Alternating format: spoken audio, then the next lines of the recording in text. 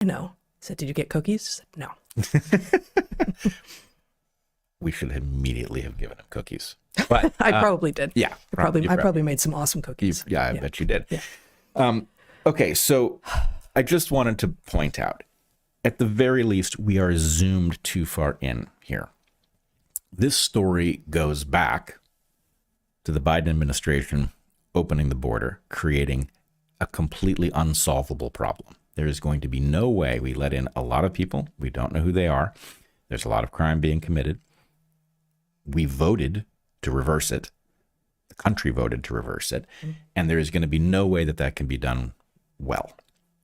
It's going to be messy at best. Now, I think the Trump administration can be counted on to screw it up worse than it needs to be screwed up. And in fact, they've got people who are not well enough trained doing this job. Who knows what their orders actually look like.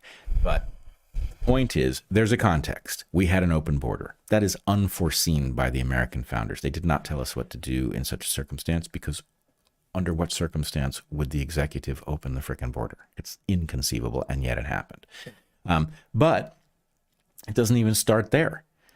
I can't remember the first time I heard the word sanctuary city. I remember my reaction to it. It was back when we were still professors, because Olympia was one. Yeah, Olympia was one. And my thought was, wait a minute.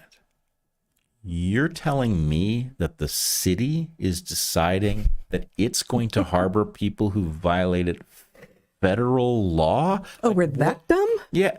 Well, but I mean, that's like, okay, you might as well just put constitutional crisis on the frickin' sign, because that's what you've declared, right?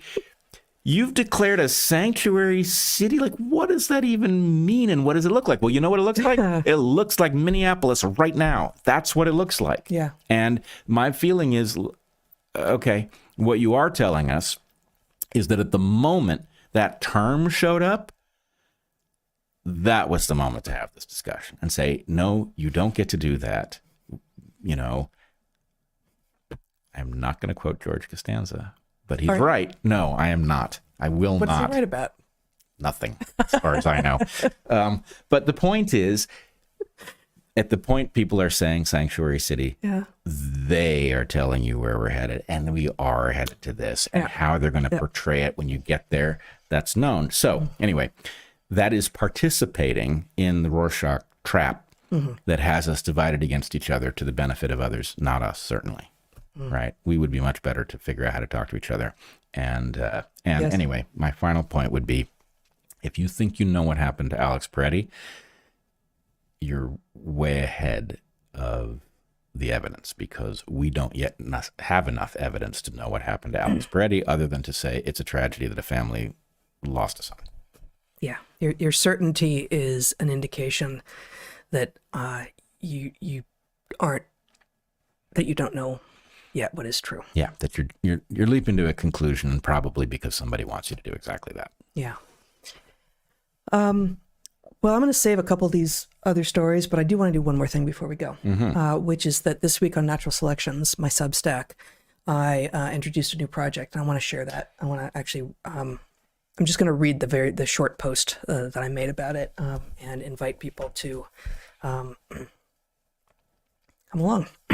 So it's called COVID Era Stories, Invitation to Submit Your Tales. Turbo Cancer.